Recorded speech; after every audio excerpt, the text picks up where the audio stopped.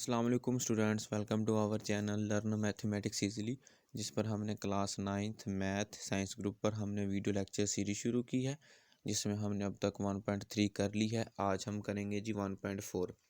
Exercise 1.4 करने से पहले हम जो इम्पोर्टेंट डेफिनेशन है उसको देखते हैं। उसका नाम है जी मल्टीप्लिकेशन ऑफ मैट्रिसेस, यानी काल्बों की ज़रब। तो दो काल्बों ए और बी की ज़रब यानी ए बी उस वक़्त मुमकिन है जब ए कालम में मौजूद कालमों की तादाद बी कालम में मौजूद कतारों की तादाद के बराबर हो। अगर आपके पास दो कालम गिवन हो और आप चाहते हैं जी आप उनकी ज़रब निकालें, तो जब उन दो कालमों की जो है जी ज़रब उस वक़्त मुमकिन है अगर आपके पास जो पहला कालम है उसमें मौजूद कालमों की तादाद दूसरे कालम में मौजूद कतारों की तादाद के बराबर हो। अब फॉर एग्ज़ाम्पल आपके पास जी ए मैट्रिक्स है जी ए और दूसरा है जी बी मैट्रिक्स, ठीक है जी। अगर आप चाहते हैं हम इनका ए बी निकालें, ठीक है जी। जब हमने इनका ए बी निकालना है तो हमने पहले ए मैट्रिक्स रखा, फिर हमने बी मैट्रिक्स रखा, ठीक है जी। अब हम देख सकते हैं कि जो हमारे पास पहला कालम है, ठीक है जी, जो पहला कालम है उसमें दो कालम हैं, ठीक है जी, उसमें दो कालम है। अगर अगर हम बी में कतारों की बात करें तो उसमें जी दो कतारें हैं, ठीक है जी। तो अब हमें ये पता चल गया कि इनकी जो ज़रब है वो मुमकिन है, ठीक हो गया। अब इनकी जो हमने देखा जी इनकी जो ज़रब है वो मुमकिन है। अब हमने इनकी जो ज़रब निकालनी है मल्टीप्लिकेशन वो किस तरह निकालनी है, अब हम उस पर बात करते हैं। अब हम जी इनकी ज़रब निकालना चाहते हैं। अब आप देखें कि सबसे पहले आपने पहली रो लेनी है, पहले कॉलम की, फिर पहले जो आपका मैट्रिक्स होगा उसकी पहली रो, फिर दूसरे की पहली कॉलम, ठीक है जी। अब क्या है आपने जो आपको जो पहला एलिमेंट होगा या पहली एंट्री होगी पहले कॉलम की उसको लेना है, कॉलम की पहली एंट्री के साथ मल्टीप्लाई करा देना है, ठीक है जी। जिस तरह हमने 1 को 5 के साथ मल्टीप्लाई कराया ये वाला, फिर उसकी दूसरी एंट्री रो की दूसरी एंट्री ली हमने जी, उसको कॉलम पहले कॉलम की दूसरी एंट्री के साथ मल्टीप्लाई करा दिया, जिस तरह हमने 2 को 1 से मल्टीप्लाई कराया, ठीक है जी। इस तरह हमारी पहली जो रो होगी उसको हमने मल्टीप्लाई करा दिया।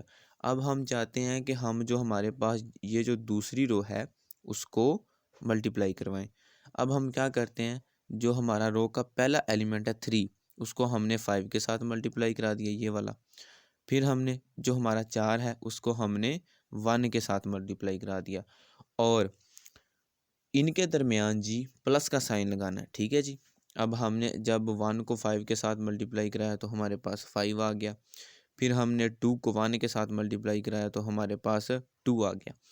और इसी तरह जब हम दूसरी बात करें जी, हमने जब ये 3 को 5 से के साथ मल्टीप्लाई कराया तो हमारे पास 15 आ गया, फिर हमने 4 को 1 से मल्टीप्लाई कराया तो हमारे पास 4 आ गया, 5 में 2 को ऐड किया तो हमारे पास 7 आ गया और 15 में 4 को ऐड किया तो हमारे पास 19 आ गया।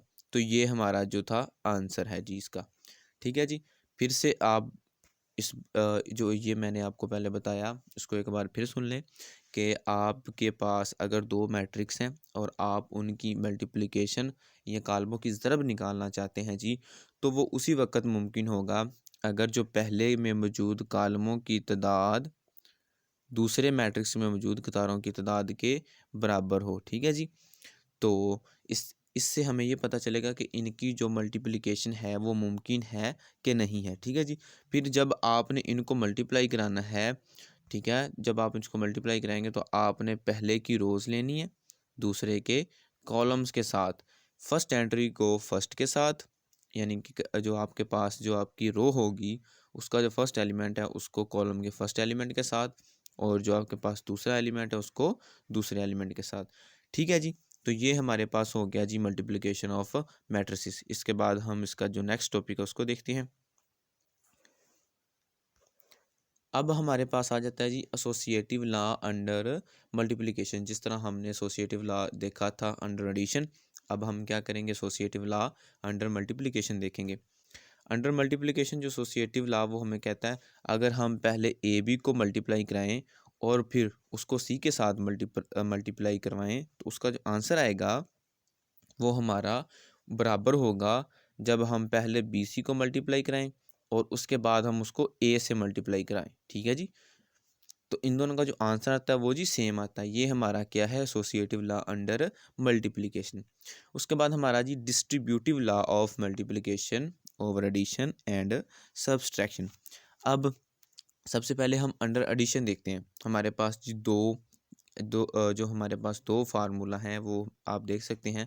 पहला हमारे पास है जी अगर आप बी जमा सी करने, यानी आपके पास ये जो आपको ये पता है, हमने पिछले पिछले लेक्चर में पढ़ा है कि एडिशन उसी वक्त पॉसिबल होती है जब उनका ऑर्डर सेम होता है, ठीक है जी, जब उनका ऑर्डर सेम होता है। अब आप देख सकते हैं, हम कहेंगे कि ये ए बी सी तीनों का जो ऑर्डर है वो जी सेम है, ठीक है जी। वो आप कह सकते हैं कि वो आपके पास जो मैट्रिसेस हैं वो 2x2 के, वो मरबी कॉलम है, ठीक है जी। इसमें अब पहला जो आपके पास ला है वो है जी अगर हम बी जमा सी करें और उसका जो आंसर आएगा उसको हम ए के साथ मल्टीप्लाई करवाएं तो वो लेफ्ट हैंड साइड बन जाएगी। और फिर अगर हम ए बी को और ए सी को इन दोनों का प्रोडक्ट निकाल कर उनको ऐड करें तो ये हमारी राइट हैंड साइड बन जाएगी। तो उसने कहा अगर आप दोनों का जवाब देखेंगे तो वो दोनों सेम होंगे। ये हमारे पास है जी जो डिस्ट्रीब्यूटिव लॉ है वो अंडर एडिशन। इसी तरह आप ये जो आपके पास पहला है 1, इसको आप राइट मल्टीप्लिकेशन कह सकते हैं, राइट लॉ। तो आप दूसरे को आप कह सकते हैं जी लेफ़्ट। आपने सी को लेफ़्ट से मल्टीप्लाई करवाया और उसके बाद हमारे पास है जी अंडर सब्सट्रैक्शन। अंडर सब्सट्रैक्शन हम बात करें तो हमारे पास जो पहला है वो उसी तरह है अंडर एडिशन। जहाँ पर हमारे पास पॉजिटिव था वहाँ पर सिंपल हमने नेगेटिव कर दिया जी। तो ये हमारा क्या बन गया, जो हमारा डिस्ट्रीब्यूटिव लॉ ऑफ मल्टीप्लिकेशन था अंडर सब्ट्रैक्शन बन गया, ठीक है जी। उसके बाद हमारे पास ये एक इम्पोर्टेंट समझे एमसीक्यूज़ के टाइप पूछा जाता है ये आमतौर पर। जैसे कि commutative law of matrices multiplication is not hold, यानी अगर हम ए बी का जो प्रोडक्ट है वो निकालें और बी ए का प्रोडक्ट निकालें तो वो दोनों सेम नहीं होंगे, ठीक है जी। लेकिन हमने एडिशन में पढ़ा था अगर हम ए जमा बी करें या हम बी जमा ए करें दोनों का जवाब सेम आता है, लेकिन यहाँ मल्टीप्लिकेशन में ये पॉसिबल नहीं है।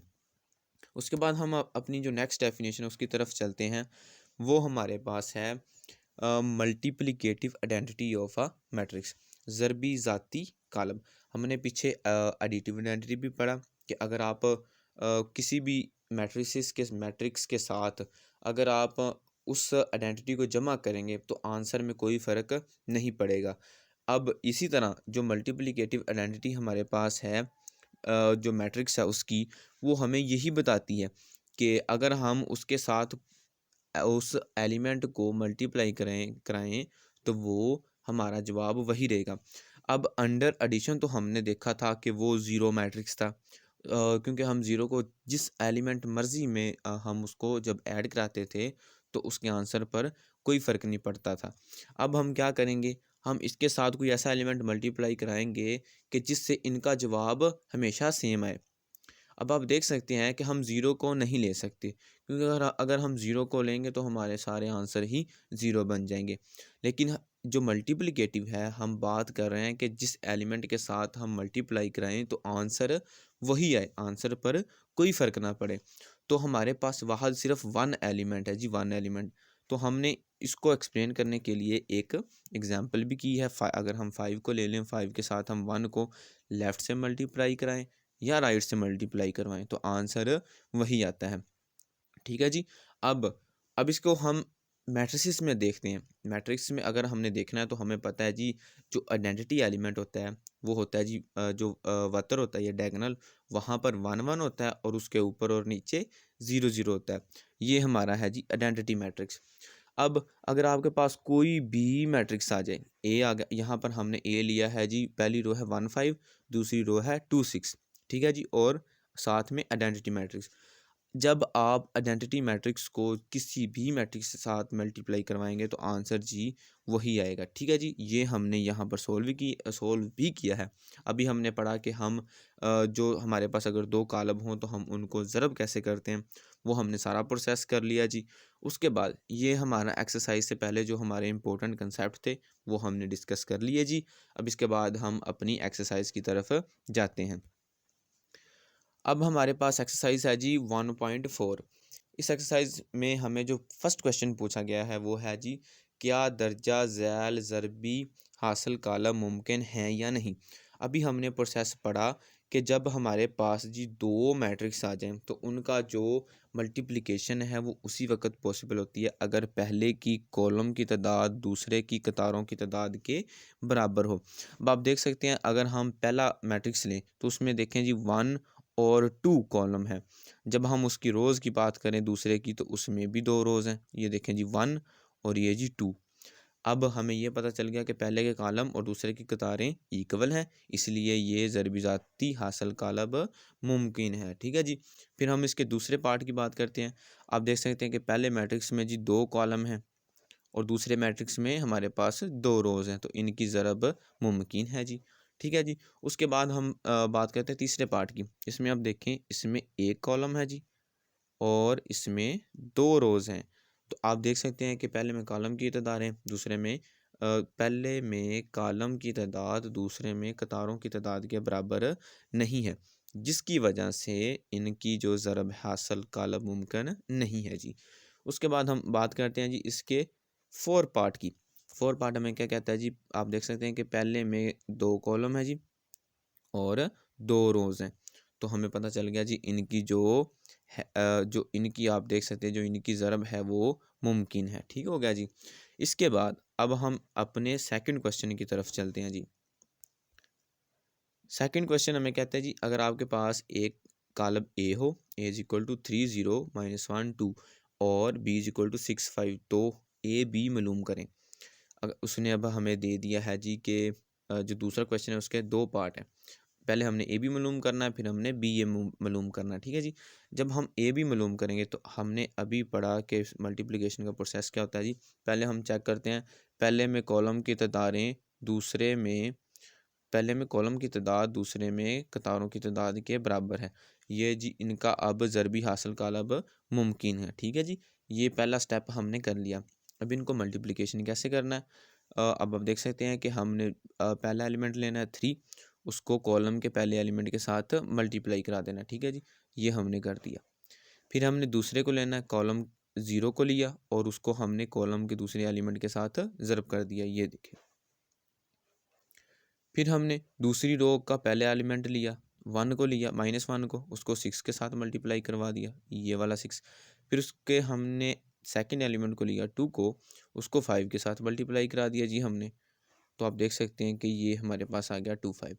तो अब ये हमने यहाँ तक इसको हल कर लिया। अब आप देख सकते हैं कि 3, ये जो हमारे पास पहला एलिमेंट है 3 × 6, ये हमारे पास होता है जी 18 और 0 0 से मल्टीप्लाई हुआ, 0 5 से मल्टीप्लाई हुआ तो वो 5 आ गया। फिर हम बात करें, हम -1 को 6 से मल्टीप्लाई करवाएं तो -6 आ गया। फिर हमने 2 को मल्टीप्लाई करवाया जी 5 से तो उसका आंसर 10 आ गया। 18 और ये, अब 18 तो वैसे ही आ गया और 10 में से अगर हम 6 को निकाल दें तो हमारे पास 4 बच गया। तो इसका जो ए बी आ गया हमारे पास वो ये आ गया 18 और 4।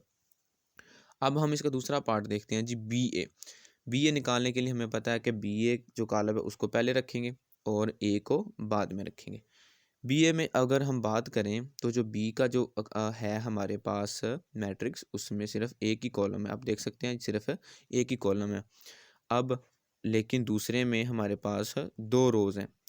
ठीक है जी, हमारे पास दो रोज़ हैं, तो इनकी जो क्या कहते हैं हम उसको मल्टीप्लिकेशन वो मुमकिन है जी नहीं है। ठीक है जी। तो इसके करने के बाद हमारा क्वेश्चन नंबर 2 ख़त्म हो गया जी। इसके बाद हम नेक्स्ट क्वेश्चन की तरफ चलते हैं जी। थर्ड हमारा जो पार्ट है वो हमें कहता है जी, ज़रबी हासिल मालूम करें।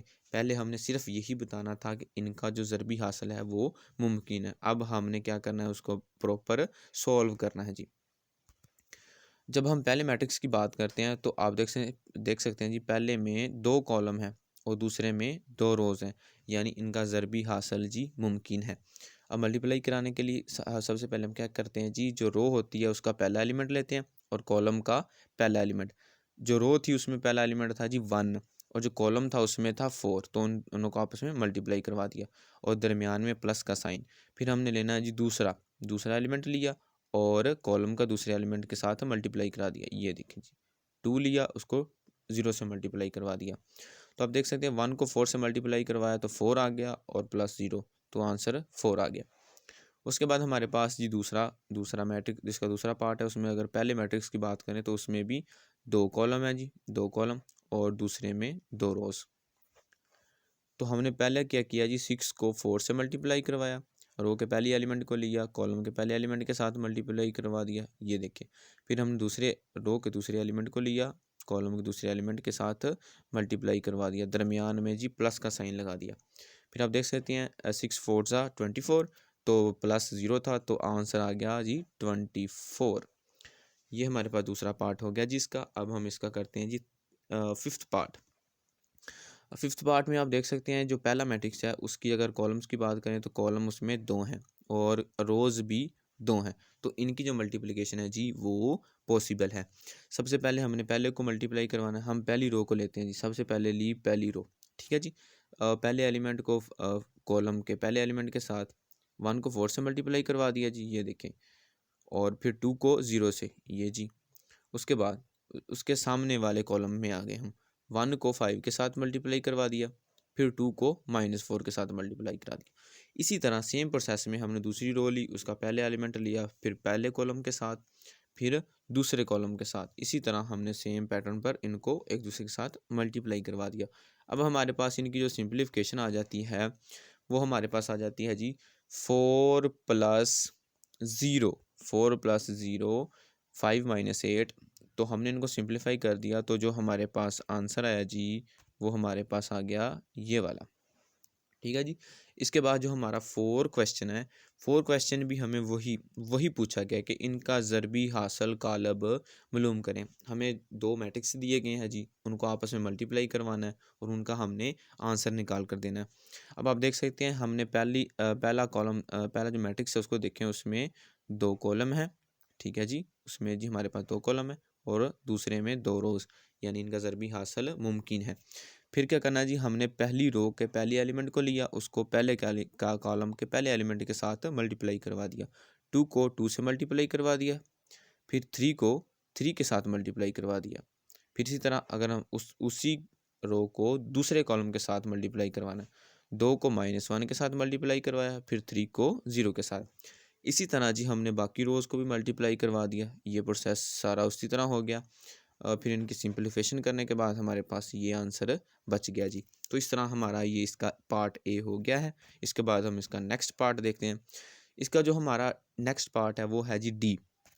डी पार्ट की हम बात करें तो हम देख सकते हैं जी कि जो डी का आपके पास पहला मैट्रिक्स है उसमें जो पहला एलिमेंट है वो है जी 8।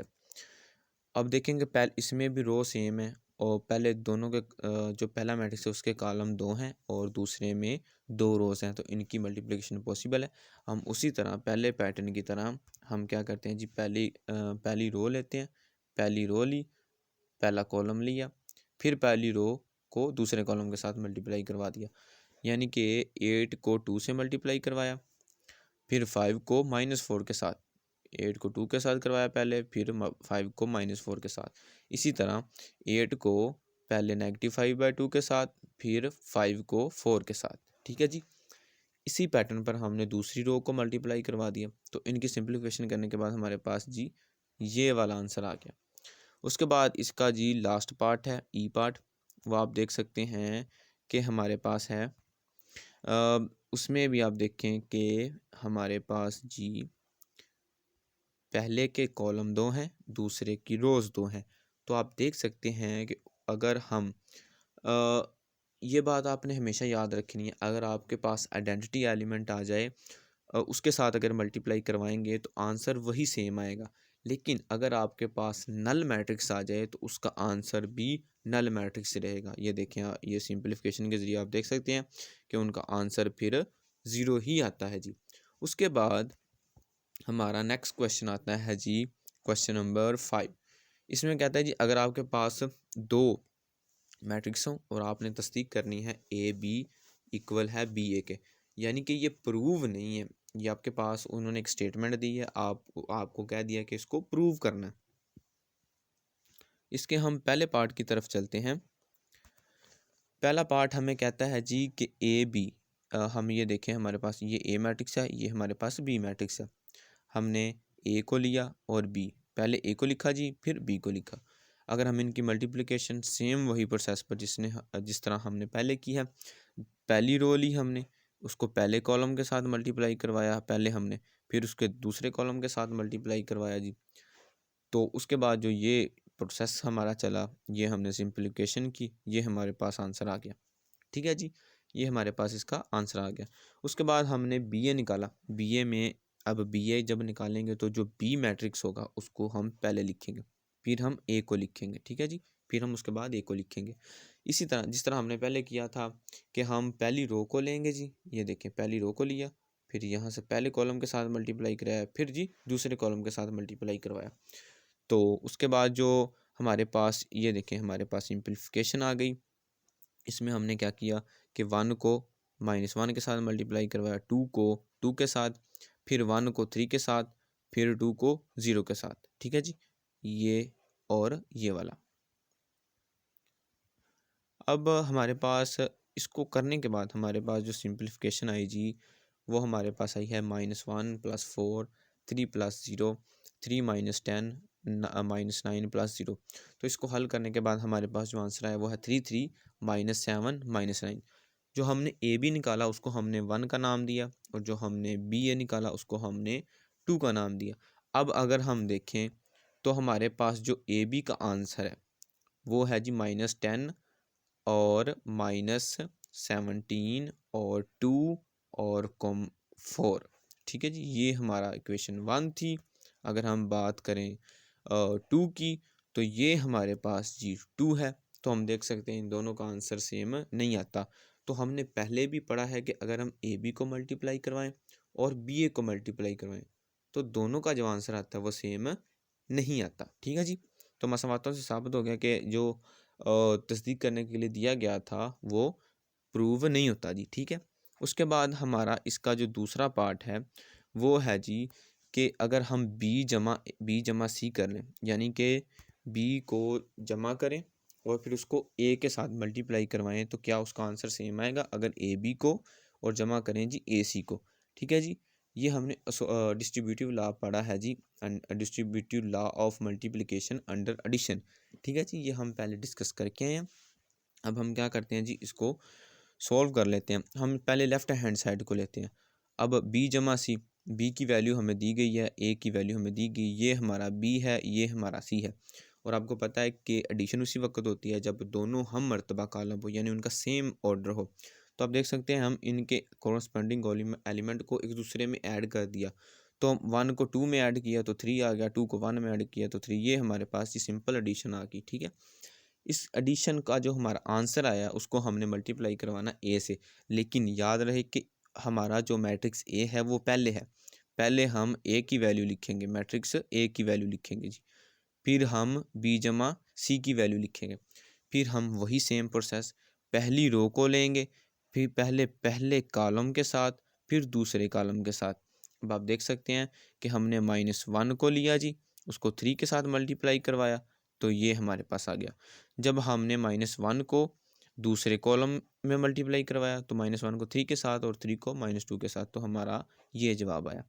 इसी तरह सेम पैटर्न पर हमने जी दूसरी रो को मल्टीप्लाई करवाया, तो हमारे पास जो आंसर आया जी वो हमारे पास ये आ गया, -9 -9 3 3। इसको हमने इक्वेशन 1 का नाम दे दिया। अब हमारे पास जो दूसरा पार्ट है उसमें क्या है जी, left hand side right hand side जो आ गई, लेफ़्ट हैंड साइड को हमने जो सॉल्व कर लिया। अब हम सॉल्व कर रहे हैं राइट हैंड साइड को। उसमें हम पहले ए बी निकालेंगे, फिर ए सी को निकालेंगे, फिर उन दोनों को ऐड कर देंगे, तो जो उनका आंसर आएगा फिर उसको देखेंगे कि आया वो उसको होल्ड करता है कि नहीं। अब हम बात कर रहे हैं जी राइट हैंड साइड की। अब हमने सबसे पहले हमने निकालनी है ए बी। तो ए बी निकालने के लिए सबसे पहले हम ए मैट्रिक्स लिखेंगे, फिर हम बी मैट्रिक्स लिखेंगे जी। फिर हम पहली रो को पहले कॉलम के साथ, पहली रो को दूसरे कॉलम के साथ, फिर दूसरी रो को पहले कॉलम के साथ, फिर दूसरी रो को दूसरे कॉलम के साथ, इस तरह हम इसको मल्टीप्लाई करवाएंगे सेम उसी पैटर्न पर जिस तरह हमने पहले क्वेश्चन करनी है जी। ए बी निकाल लिया हमने, फिर हमने देखें जी ए सी निकाला। ए सी निकालने के लिए हम क्या करते हैं, पहले ए का मैट्रिक्स रखते हैं, फिर सी का। हमने क्या किया जी, पहली रो ली, पहला कॉलम, फिर पहली रो दूसरा कॉलम, ठीक है जी। इनको मल्टीप्लाई कराया, -1 को 2 के साथ और 3 को 1 के साथ, फिर -1 को 1 के साथ, फिर 3 को 3 के साथ। ये देखें जी पहला और फिर दूसरा। फिर इसी तरह नीचे वाली दूसरी रो को भी हमने इसी तरह मल्टीप्लाई करवाया जी। तो आप देख सकते हैं जी 3 में से 2 को निकालेंगे तो 1 आ जाएगा। फिर -9 जो +9 है उसमें से -1 निकालेंगे तो 8 आ जाएगा। फिर इसी तरह हमने नीचे इसको सॉल्व कर लिया, ये हमारे पास ए सी की वैल्यू आ गई, ऊपर हमने ए बी की वैल्यू निकाली। अब हम देख सकते हैं कि ये जो हमारे पास ए बी की वैल्यू है ये वाली, और ये हमारे पास है जी ए सी की वैल्यू। अब हम इन दोनों को आपस में ऐड कर देंगे, ये हमारे पास आ गया जी। इनको ऐड करेंगे, इनके कॉरस्पॉन्डिंग एलिमेंट जो इनके सामने वाले एलिमेंट है कि क्योंकि -10 को +1 में हम ऐड कर रहे हैं, -17 को 8 में। तो आप देख सकते हैं -10 में से 1 निकाला तो -9, और -17 में से 8 निकाला तो -9। ये 6 आ गया नीचे और ये 6 आ गया जी। अगर हम बात करें इक्वेशन नंबर 1 की, तो हम देख सकते हैं जी ये जो हमारा आंसर है वो बिल्कुल -9 है, -9 और 3 जो कि इक्वेशन 1 का था। अब हमारे पास लेफ़्ट हैंड साइड का हमने देखा, राइट हैंड साइड का जब देखा तो दोनों का आंसर सेम है। तो हमने ये साबित कर दिया जी कि ये जो इनका प्रोडक्ट अगर लेंगे तो जो हमारा डिस्ट्रीब्यूटिव लॉ था अंडर एडिशन, इसको हम कहते थे लेफ़्ट मल्टीप्लिकेशन वाला, ये हमारा होल्ड कर गया जी। ठीक है जी, ये हमारा होल्ड कर गया। इसके बाद इसका जो नेक्स्ट क्वेश्चन है जी वो है क्वेश्चन नंबर 6। अगर आपके पास दो मैट्रिक्स दिए गए हों ए और बी, तो आपने ये प्रूव करना है कि अगर हम ए बी का प्रोडक्ट लें, उनका ट्रांसपोज लें, तो वो बराबर आएगा बी के ट्रांसपोज के, ए का ट्रांसपोज के। ठीक है जी। तो हम ये पहले पढ़ चुके हैं कि जो ए बी का सिंपल प्रोडक्ट है वो बी ए के इक्वल नहीं आता। अब हम क्या करते हैं जी, ए बी को सबसे पहले मल्टीप्लाई करवाते हैं जी। जब हमने ए बी को मल्टीप्लाई करवाना है तो हम क्या देखेंगे, पहले हम ऑर्डर देखते हैं जी कि पहले में जो कॉलम हैं वो दूसरे में कतारों की तादाद के बराबर हैं। बिल्कुल जी, इनकी ज़रब मुमकिन है। ठीक है जी। अब हम क्या करेंगे, पहली रो लेंगे जी, पहले उसको पहले कॉलम के साथ मल्टीप्लाई करवाएंगे, फिर उसको दूसरे कॉलम के साथ मल्टीप्लाई करवाएंगे जी। -1 को 1 के साथ करवाया, दरमियान में प्लस, फिर 3 को -3 के साथ मल्टीप्लाई करवा दिया जी। तो इसी तरह हमने पहली रो को फिर दूसरे कॉलम के साथ मल्टीप्लाई करवाया, तो ये हमारे पास आ गया जी। ठीक है जी। इसी तरह सेम प्रोसेस पर हमने दूसरी रो को करवाया, पहले पहले कॉलम के साथ फिर दूसरे कॉलम के पास, तो हमारे पास ये वाले आंसर आ गए जी, ये वाले। अब हम इनकी सिंप्लीफिकेशन कर लेते हैं जी। -1 को -1 के साथ मल्टीप्लाई किया करवाया तो -1, और 3 को 3 के साथ करवाया तो 9, और साथ में नेगेटिव का साइन था तो -1 -9। इसी तरह सिंप्लीफिकेशन सादा सी है, आप ये कर सकते हैं इजीली। तो ये हमारे पास आ गया मैट्रिक्स, ये हमारे पास आ गया जी मैट्रिक्स ए बी। तो ए बी का प्रोडक्ट हमने निकाल लिया। अब हमने ए बी का लेना है जी ट्रांसपोज। ट्रांसपोज का आपको हमने पिछले लेक्चर में बताया था कि हम कतारों को कालमों में और कालमों को कतारों में बदल देते हैं जी। तो इसको जब हम इसकी पहली रो को इस्तेमाल करके पहला कॉलम बना दिया जी, फिर हमने इसकी दूसरी रो को लिया, इसका दूसरा कॉलम बना दिया जी। तो ये हमारे पास आ गया जी ट्रांसपोज। ये हमने इसकी लेफ़्ट हैंड साइड को हल कर लिया। अब हम करेंगे जी इसकी राइट हैंड साइड को। राइट हैंड साइड को हल करने से पहले हमें दोनों मैट्रिक्स का ट्रांसपोज चाहिए। तो हमने पहले बी का ट्रांसपोज निकाला, फिर हमने ए टी का ट्रांसपोज निकाला। तो आप देख सकते हैं कि अगर हम बी का ट्रांसपोज निकालना चाहें तो उसकी पहली रो को इस्तेमाल करेंगे, हम पहला कॉलम बना देंगे। यहाँ पर हमने पहला कॉलम बना दिया, फिर हमने बी की दूसरी रो को इस्तेमाल किया, दूसरा कॉलम बना दिया। ठीक है जी। इसी तरह हमने ए टी निकाले, यानी ए का ट्रांसपोज निकाल लिया। ठीक है जी। फिर अब हमारी इसकी जो नेक्स्ट जो टर्म रहेगी वो इन दोनों की मल्टीप्लिकेशन है जी, वो हम अब उसको देख लेते हैं जी। अब अगर हम इसकी मल्टीप्लिकेशन की बात करें तो आप देख सकते हैं सबसे पहले बी टी यानी बी का ट्रांसपोज आता है, फिर हमने ए टी का ट्रांसपोज, यानी कि जो पहले आ जाएगा ये जो लेफ्ट हैंड साइड जहाँ पर जो पहले होगा मैट्रिक्स उसकी वैल्यू ही पहले लिखते हैं हम, ठीक है जी। तो आपको मल्टीप्लिकेशन का पता है जी, सबसे पहले हमने पहली रो लेनी है, पहला कॉलम, फिर दूसरे कॉलम के साथ उसको मल्टीप्लाई करवा देना। जब हम बात करें बी के ट्रांसपोज की तो आप देख सकते हैं कि बी का जो पहला एलिमेंट है जी, ये हम पहली रो ले लेते हैं। पहले 1 को -1 के साथ मल्टीप्लाई करवाया जी, फिर दरमियान में प्लस, फिर -3 को 3 के साथ मल्टीप्लाई करवा दिया, यानी कि पहले कॉलम के साथ मल्टीप्लाई करवा रहे हैं। -3 × 3 तो आ गया -9। फिर हमने 1 को पहली रो को दूसरे कॉलम के साथ मल्टीप्लाई करवाना जी, 1 को 2 के साथ मल्टीप्लाई करवाया पहले, फिर -3 को 0 के साथ, तो 2 आ गया जी। इसी तरह हमने सेम पैटर्न पर जी हमने दूसरी रो को लिया, फिर उसको दूसरे कॉलम के पहले कॉलम के साथ, फिर उसको दूसरे कॉलम के साथ मल्टीप्लाई करवाया, तो हमारे पास ये दोनों जी आ गई सम। इन दोनों की सिंप्लीफिकेशन करने के बाद हमारे पास ये आ गया -1 -9 2 + 0 -2 -15 4 + 0, ये हमारे पास आ गया जी। अब हम अगर बात करें, हम देख सकते हैं जो इक्वेशन 1 है जी, जो हमारे पास इक्वेशन 1 आई थी ए, तो उसका जो आंसर था वो इक्वेशन जो हमारे पास 2 आई है उसके आंसर के इक्वल है। ये देखें जी, इक्वल है। तो हमें ये साबित हो गया कि एक मसावात 1 और मसावात दोनों बराबर हैं। तो इस वजह से हमें ये पता चल गया कि अगर हम ए बी को मल्टीप्लाई करवा कर उनका ट्रांसपोज लें और उसका जो जवाब है वो इक्वल आएगा बी के ट्रांसपोज के और ए के ट्रांसपोज की मल्टीप्लिकेशन के। इसके 2 पार्ट थे और एक पार्ट हमने कर लिया, दूसरा पार्ट आप खुद करें जी। ये देखें कि आया ये जो है ये प्रूव होता है कि नहीं होता है, ठीक है जी। तो इसी सवाल के अख्ताम पर हमारी जो एक्सरसाइज है वो 1.4 वो भी ख़त्म हो गई है। इसके बाद हम नेक्स्ट जो है हमारी एक्सरसाइज उसको डिस्कस करेंगे। तो उस वक्त तक आपको अल्लाह हाफिज़ जी। तो इसको आप देखें, इस वीडियो को देखें, और अगर किसी क्वेश्चन में आपको किसी बात की समझ नहीं आ रही, so you can drop question in the comment section. तो अगर आपको वीडियो पसंद आई है तो इसको लाइक करें, इसको शेयर करें और अपने दोस्तों के साथ शेयर करें ताकि उनको भी इसका फ़ायदा हो जी। अल्लाह निगहबान जी, अल्लाह हाफिज़। आपसे अब नेक्स्ट लेक्चर में मुलाकात होगी।